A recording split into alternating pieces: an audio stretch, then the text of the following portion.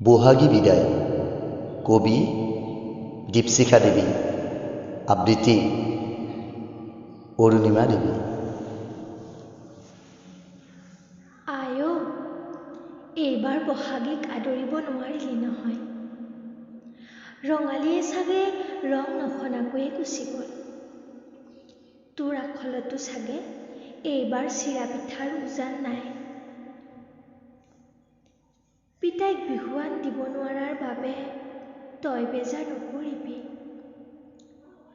প্ৰত্যেকজন অসমীয়াই চেনেহৰ বিহুৱানখনৰ সলনি মাস্কখনহে আঁকোৱালি ল'বলগীয়া হ'ল।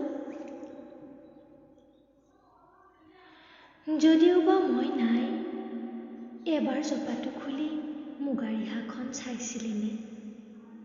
ভয় হয়, ভাজে ভাজে যদি ছিগি থাকে। গগনাপাত চাইছিলিনে? উই লগা নাইতো আই। ঘৰলৈ যাম যাম কৈ থাকোঁতে যাবই নহ'ল। মুগা সাজযোৰৰ সলনি শুভ্ৰ সাজযোৰকেই পিন্ধি থাকিলোঁ। সমাজ সেৱা কৰাৰ আশাৰে এই সাজযোৰ গাত সুমুৱাইছিলোঁ।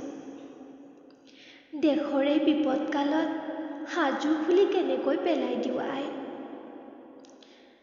ৰোগীবোৰৰ মাজত থাকি কেতিয়াবা নিজকে পাহৰি যাওঁ।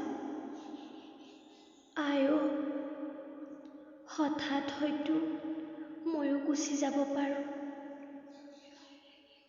তেতিয়া কিন্তু তই বেজাৰ নকৰিবি। মাজে মাজে তোলৈ বৰকৈ মনত পৰে। নাখাওঁ বুলি ক'লে তই যে মৰমেৰে খুৱাইছিলি। ইয়াত সম্পূৰ্ণ বিপৰীত।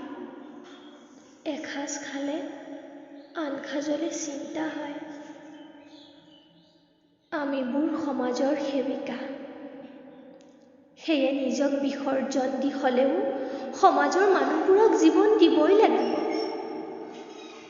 মোলৈ যদি তোৰ মনত পৰে, মোৰ ফটোবোৰকে এবাৰ চাবি। আইও, মাজনিশা কেতেকীৰ বিননি শুনি তয়ো উচুপি উঠ নেকি বাৰু? এইহেন বছৰেকীয়া বিহুটিত তোৰ পৰা আঁতৰত থাকিলোঁ। কুলিজনীক কবি আই, সোনকালে উভতি যা বুলি। ৰঙালীক আদৰাৰ হেঁপাহত তাই হয়তো চ'তৰ শেষতে আহিছিল। তাইতো জনা নাছিল পৃথিৱীখনৰ যে অসুখ। ৰুগীয়া দেহাটিৰে বিহুটিনো কেনেকৈ আদৰিব? এদিন দুদিনকৈ ৭ বিহু গুচি গ'ল।